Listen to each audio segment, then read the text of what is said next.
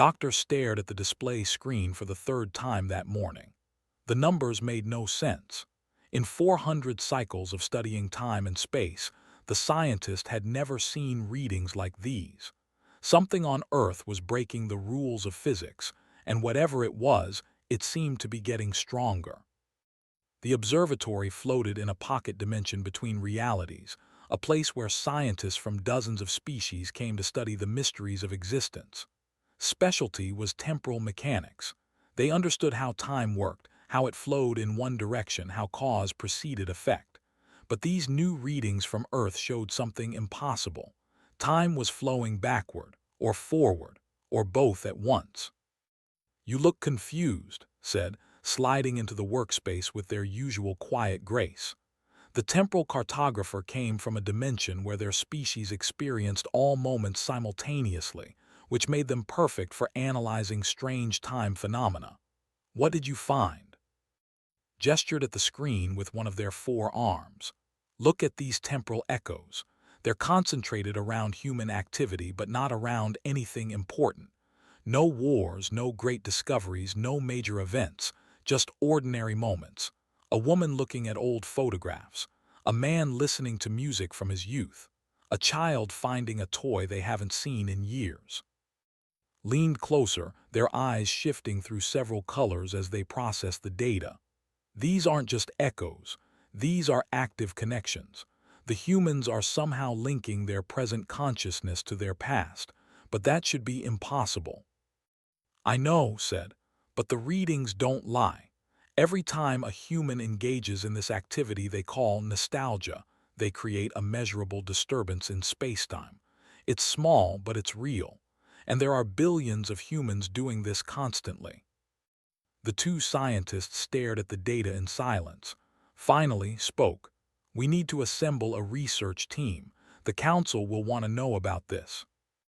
2 weeks later, the team gathered in the main research chamber, and had been joined by a consciousness specialist from a species that perceived emotions as visible wavelengths of energy.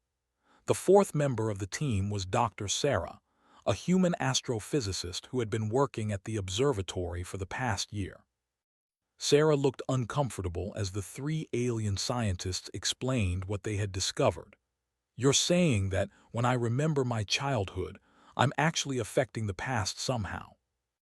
"Not affecting it exactly," said, their voice like wind chimes, "but connecting to it. When I observe you engaging in nostalgic remembrance, I can see streams of emotional energy flowing backward through time. It's as if your present self is reaching back to touch your younger self." Sarah frowned. "That sounds like science fiction." "All science sounds like fiction until we prove it," said gently. "We would like your help to run some experiments. As both a trained scientist and a human subject, you would be invaluable to our research." Sarah agreed, though she still looked doubtful. The first experiment was simple. The team asked Sarah to bring objects from her childhood, things that held strong memories. She returned the next day with a cardboard box containing a worn teddy bear, some old photographs, a mixtape from her teenage years, and a baseball signed by her late father. They set up the equipment in a shielded chamber designed to detect even the smallest temporal fluctuations. Sarah sat in the center, surrounded by instruments that would measure everything from brain activity to spacetime distortion, calibrated the sensors while prepared to observe the emotional wavelengths. "Whenever you're ready," said, "just interact with the objects naturally. Look at them, hold them, let yourself remember." Sarah picked up the teddy bear first.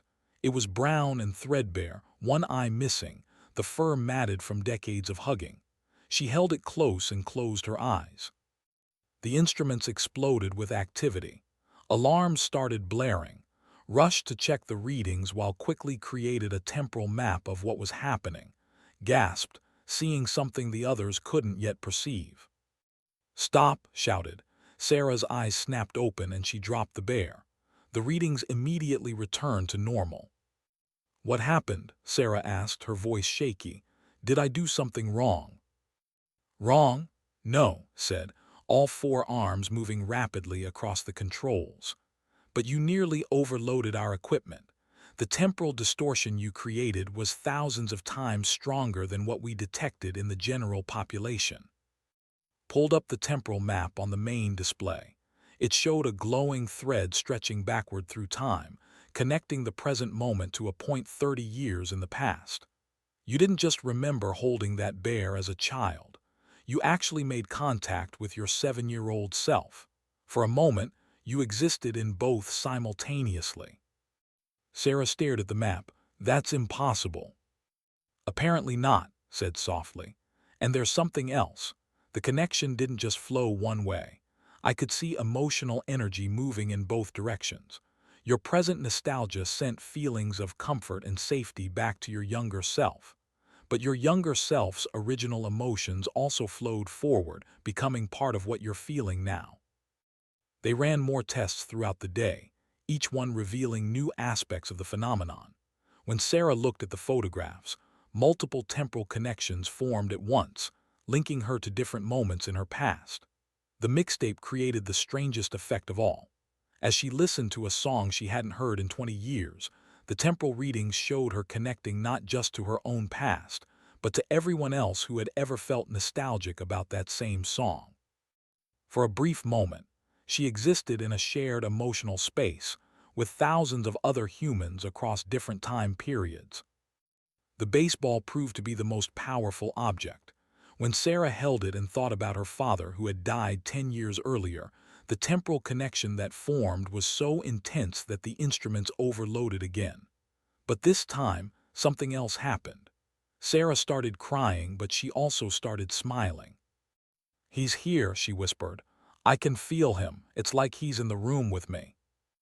His voice was full of wonder. The connection goes both directions through time.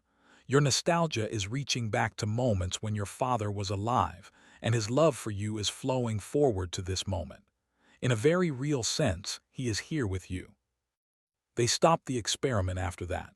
Sarah needed time to process what had happened, and the team needed time to analyze the data.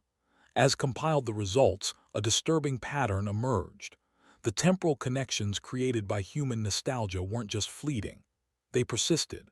Even hours after Sarah had left the chamber, faint traces of the connections remained, like scars in spacetime.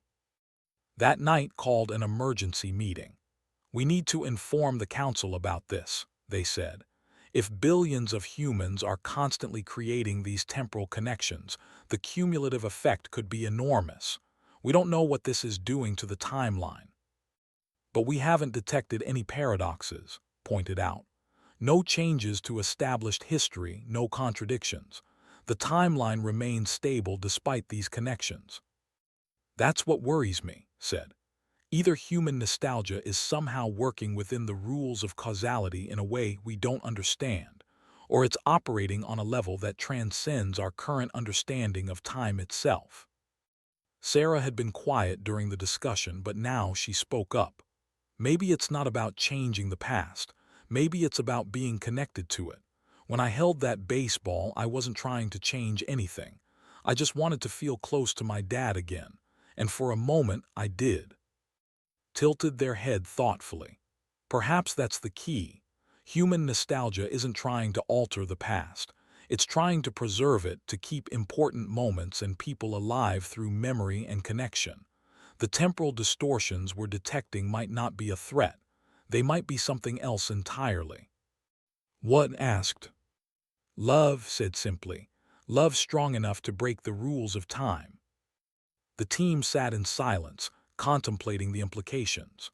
Across the galaxy, countless species had developed technology to manipulate time.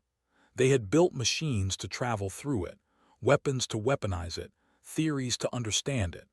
But humans, without any technology at all, had found a way to connect across time using nothing but emotion and memory.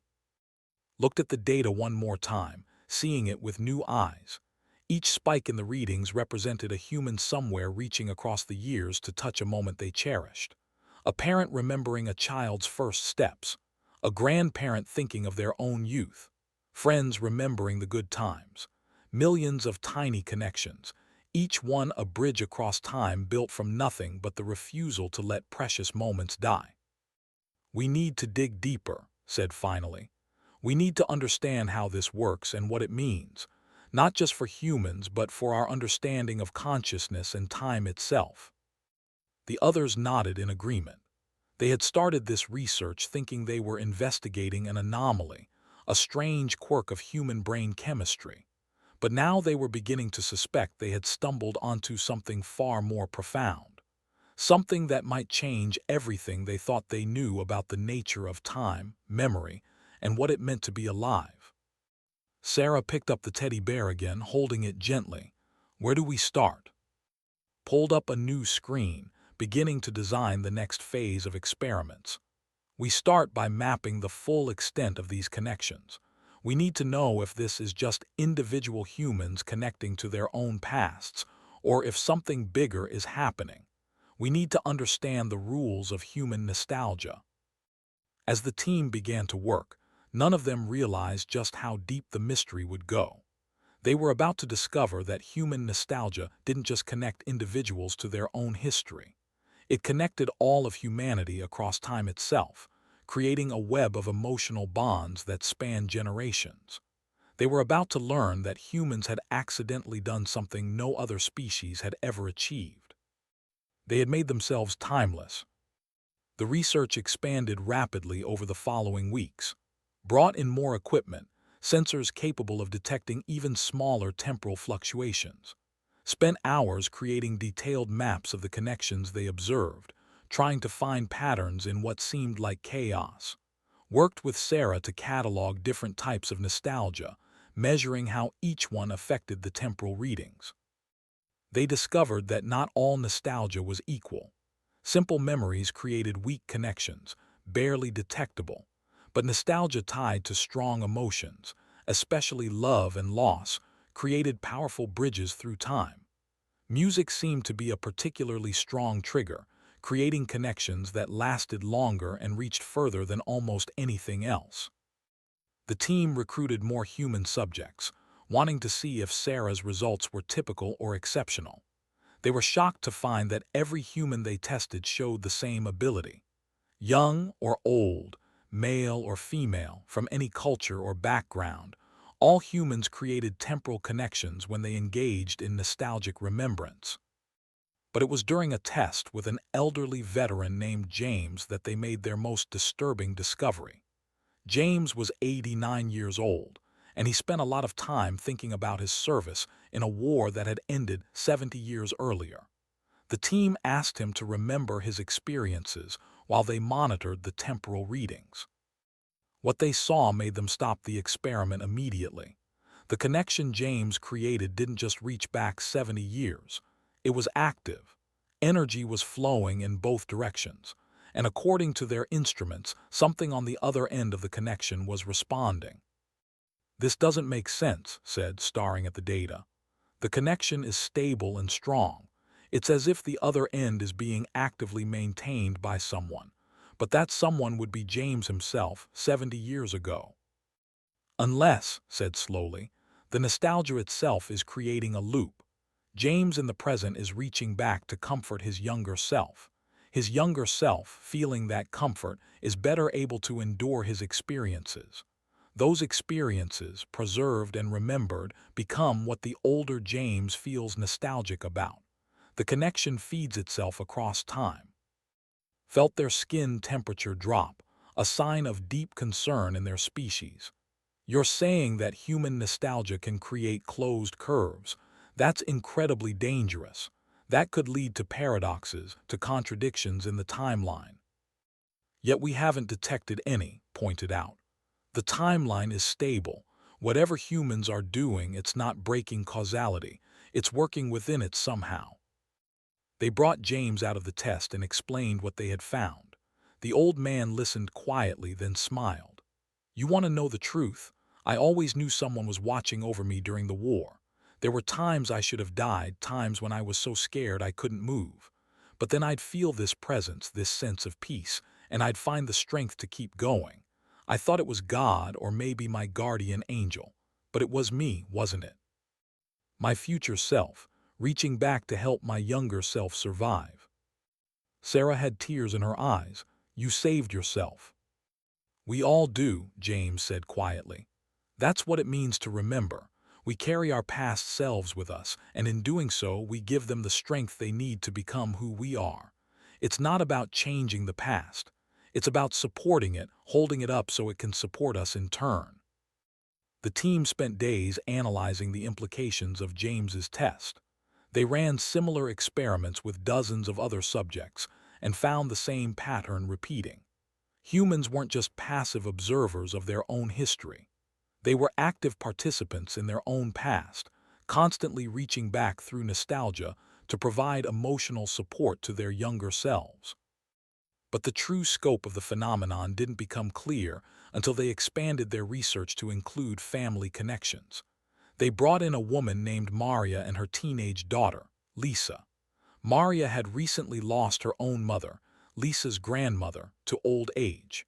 The team asked Maria to think about her mother while they monitored the temporal readings. The connection that formed was extraordinary. It reached back 40 years to when Maria's mother was still young. But there was something else in the data, something noticed immediately. There's a secondary connection forming. It's weaker, but it's there. It's linking Lisa to her grandmother, even though Lisa never knew her grandmother at that age. How is that possible? Asked. Lisa wasn't alive 40 years ago. She has no memories from that time. Was watching the emotional wavelengths with fascination. The connection is piggybacking on Maria's nostalgia. Maria's memory of her mother is so strong that it's creating a shared emotional space that Lisa can access. Lisa is feeling nostalgic for a time she never experienced, but that her mother remembers. The nostalgia is being inherited. They asked Lisa what she was feeling. The teenager thought for a moment before answering. It's weird. I'm thinking about Grandma, but not the Grandma I knew. I'm seeing her the way Mom must have seen her when Mom was a kid.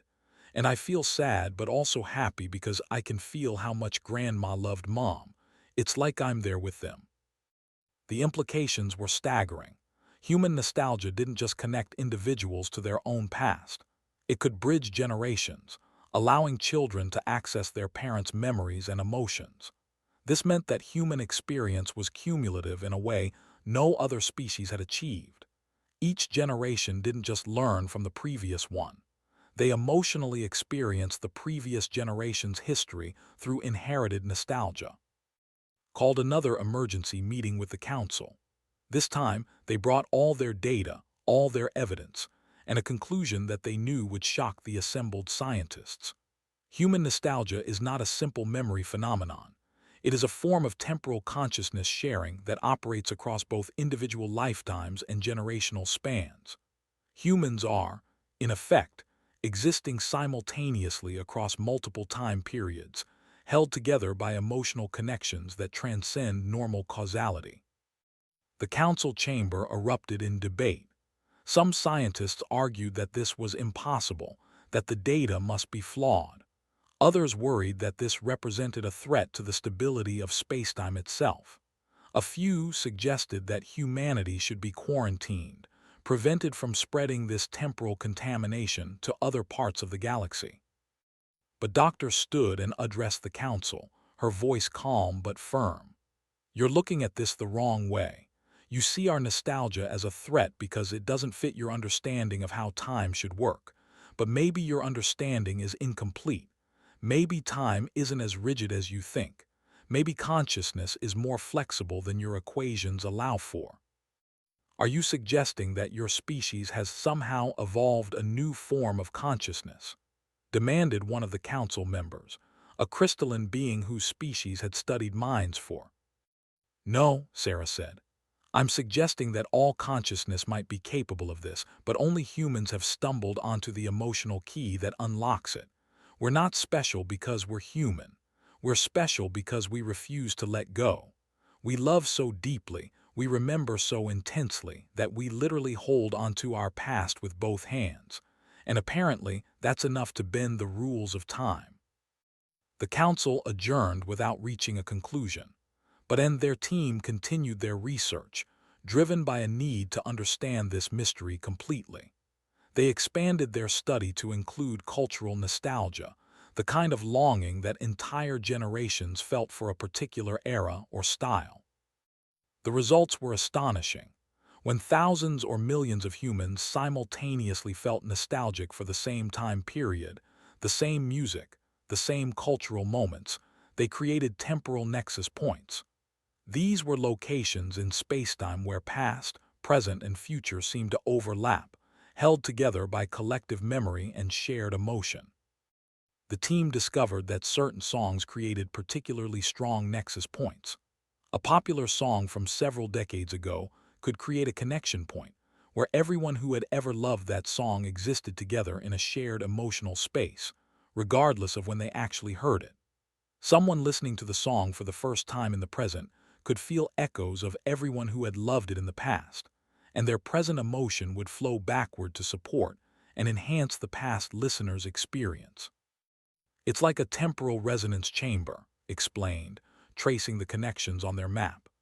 Each listener adds their emotion to the pool, and that pool exists across all time periods simultaneously. The song doesn't just exist in the moment it's played. It exists in all moments when anyone feels nostalgic about it. Made an even more profound observation. This means that human cultural artifacts, the things humans create and love, exist in a state of temporal superposition. A book, a movie, a painting, a song doesn't have a fixed emotional value. Its value is constantly being added to by everyone who loves it and remembers it across all of time. The emotional weight of the work is cumulative across decades or even centuries. Sarah understood the implications immediately. That's why certain works of art feel timeless. They actually are timeless. They exist in this perpetual present created by collective nostalgia. Shakespeare isn't just a playwright from the past. He exists now, in this moment, because millions of people across 400 years have loved his work and felt nostalgic about it. All of that emotion has flowed backward and forward through time, creating a version of Shakespeare that transcends his original historical existence. Was beginning to understand something that both excited and terrified them. You've created a form of cultural immortality. Your species doesn't just remember its history. You keep it alive, constantly refreshing it with new emotional energy from the present. Your past isn't dead. It's just waiting for someone to remember it. The research took on new urgency as the team realized they were documenting something unprecedented in the known universe. Other species had long histories, rich cultures, and strong memories, but no other species had managed to create this kind of living connection to their past. The reason seemed to be emotional intensity. Humans felt things deeply, almost to the point of irrationality. They formed powerful attachments to places, objects, people, and moments. And they refused to let those attachments die, even when time and loss said they should. One evening, after a particularly long day of experiments, Sarah sat within the observation lounge, looking out at the swirling colors of the pocket dimension outside. "Why do you think we're like this?" she asked. "Why do humans hold on so tightly to the past?" Considered the question carefully. "I have a theory. Most species move forward through time because they're confident in their future. They know their civilization will continue, their children will thrive, their culture will endure. But humans have spent most of their history uncertain about all of those things. Your species has faced extinction, disaster, and loss over and over again. Perhaps your nostalgia is a survival mechanism. By holding on to the past so tightly, you ensure that nothing is ever truly lost. You're building a vault of memories and emotions that exists outside of normal time, a place where everything and everyone you've ever loved is preserved forever." Sarah wiped away tears she didn't realize had formed. "A vault of memories, I like that. There's something beautiful about it," continued. "Most species see time as a river that flows in one direction. Once a moment passes, it's gone forever. But humans see time as an ocean, where every moment still exists somewhere in the depths, and with enough emotional effort, you can dive down and touch those moments again. You've made yourselves aquatic in time, comfortable swimming through your own history in ways that would disorient other species. The conversation was interrupted by an urgent message from the team assembled in the main research chamber to find the temporal cartographer practically vibrating with excitement. I've been running long-term analyses of the temporal connections we've mapped. I wanted to see how far back they extended, how deep into human history these nostalgia connections reached.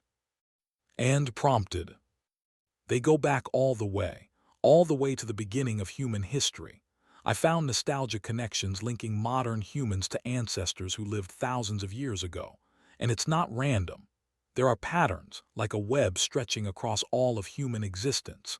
Every human is connected to their parents, their grandparents, and on backward through generations. The connections get weaker the further back you go, but they're still there. Sarah's mind raced with the implications. Are you saying that every human is connected to all of human history through inherited nostalgia? Exactly, said. When a parent feels nostalgic about their childhood, that creates a connection to the past. Their child, through shared memories and inherited emotional patterns, can access that connection. The child grows up, has their own children, and passes the connections forward. Generation after generation, the web grows and strengthens. Modern humans aren't just individuals living in the present. You're the current manifestation of thousands of years of accumulated emotional connections, stretching back to your species' origins. Added their own observation. This explains something I've been puzzling over. When humans say they feel connected to their ancestors, they're not speaking metaphorically. The connection is real and measurable. Your nostalgia for family history, for traditional practices, for ancient stories, these create actual temporal links to the people who lived those experiences first. You're not just remembering history. You're experiencing it, filtered through thousands of years of inherited emotion. The team sat in stunned silence as they processed what they had discovered. Human consciousness wasn't linear. It was a vast, interconnected web stretching across time, held together by the collective nostalgia of billions of individuals. Every human alive was connected to everyone who came before and everyone who would come after, creating a form of temporal consciousness that existed on a level beyond individual lives. Began drafting the final report for the Council, knowing that this discovery would reshape how every species in the galaxy understood consciousness and time. But as they worked, a troubling question emerged.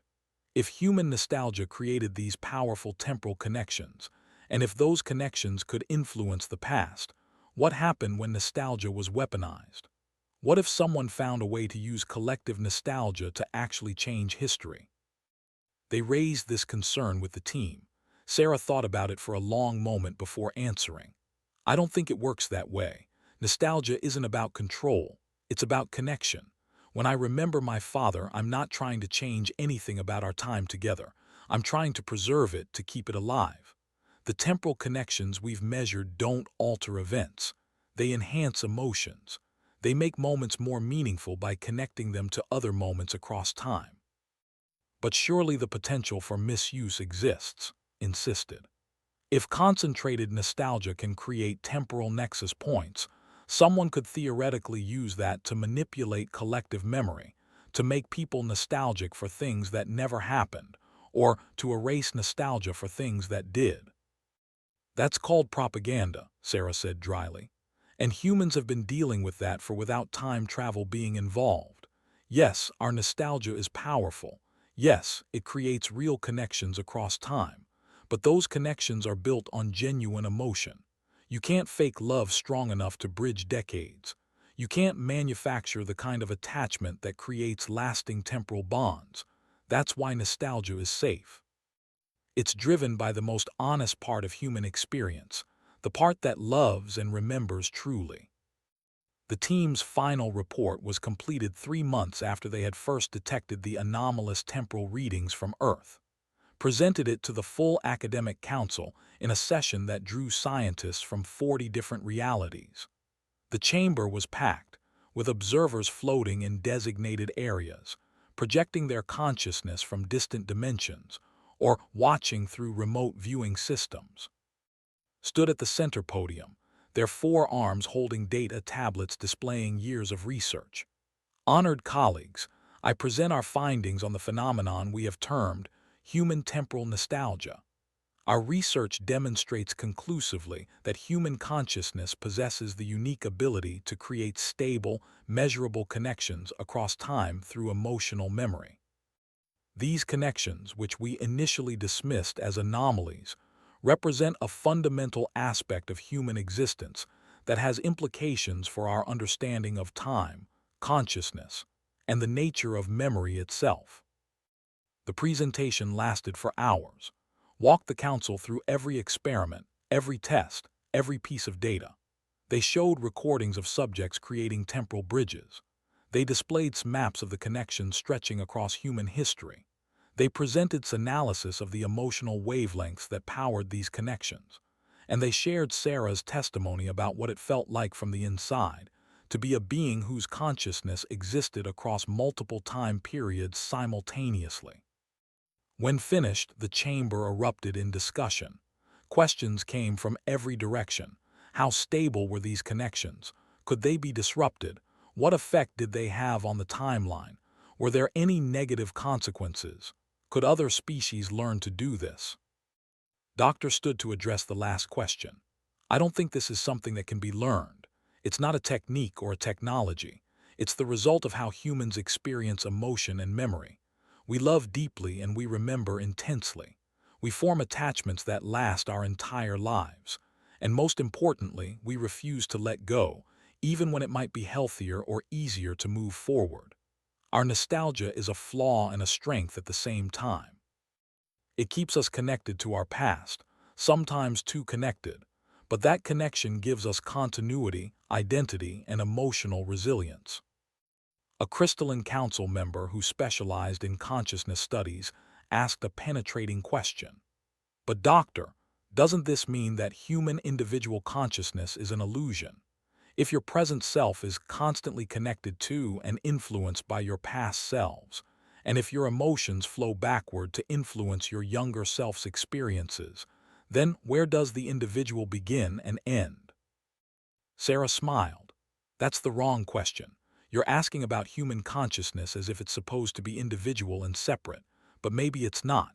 Maybe human consciousness has always been collective across time. Maybe that's what makes us human. We're not just individuals living in the present moment. We're the sum total of every moment we've ever experienced, all existing simultaneously, all connected through memory and emotion. I am 7-year-old Sarah holding her teddy bear. I am teenage Sarah listening to that mixtape. I am adult Sarah mourning her father. I am elderly Sarah, not yet born, looking back on this very moment. All of those versions of me exist right now, held together by the nostalgia that flows between them. The council adjourned to deliberate. The team waited anxiously for 3 days before the decision came. When the council reconvened, the head of the assembly, an ancient being whose species had witnessed the birth and death of entire galaxies, delivered the verdict. The council has reviewed the research on human temporal nostalgia. We have consulted with experts in temporal mechanics, consciousness studies, emotional psychology, and causality theory. After extensive deliberation, we have reached our conclusion. Human nostalgia does not represent a threat to the timeline or to the stability of spacetime. Instead, it represents a previously unknown form of consciousness that exists in what we are calling a temporal present state. Humans do not experience time as a linear progression from past to future. They experience it as an eternal present where all personally significant moments exist simultaneously, connected by emotional bonds strong enough to transcend normal temporal causality. The ancient being paused, letting the implications sink in. This discovery challenges our fundamental understanding of how consciousness relates to time. We have always assumed that consciousness must move forward through time because time itself moves forward. But humans have demonstrated that consciousness can be more flexible than time, that emotional connections can create stable structures that persist across decades or even centuries. Furthermore, The Council recognizes that this discovery has profound implications for how we understand other species, including ourselves. If humans can create temporal consciousness through emotional memory, it suggests that the relationship between mind and time is more complex than our current theories allow.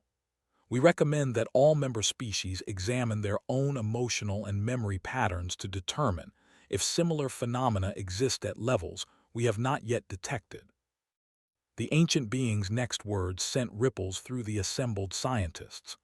Most significantly, the Council acknowledges that humans have achieved something that most advanced species can only accomplish through technology. They have made themselves, in a very real sense, timeless, not through the suspension of aging or through time travel, but through the creation of emotional connections that preserve consciousness across temporal boundaries. Every human carries their entire history within them, not just as memories, but as active, living connections to who they were and who they will be. The Council finds no reason to restrict or limit this ability.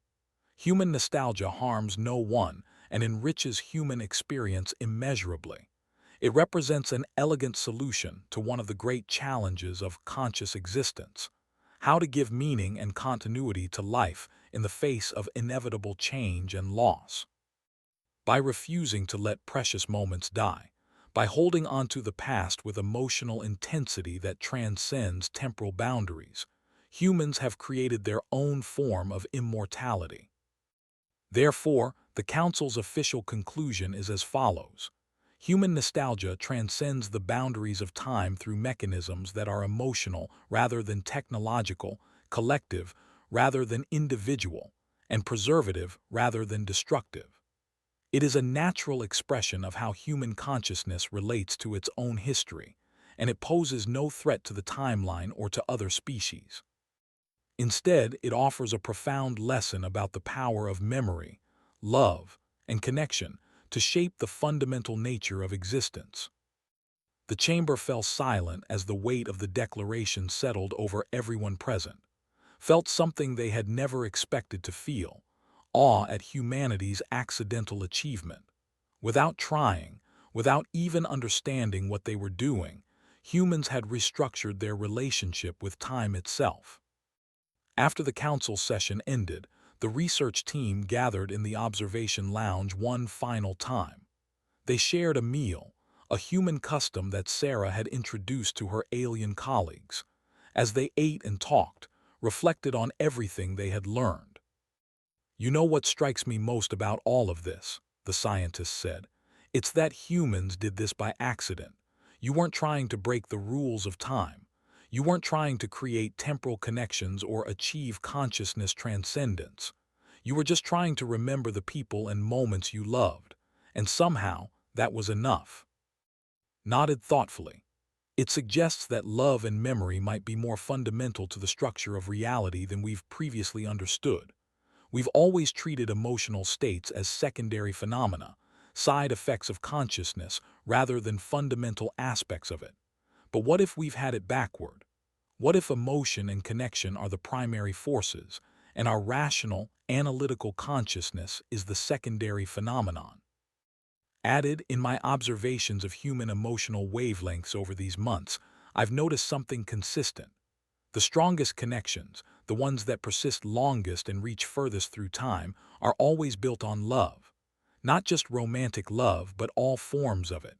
Parental love, friendship, the love of a place or a moment or an experience. Love seems to be the fuel that powers human temporal nostalgia.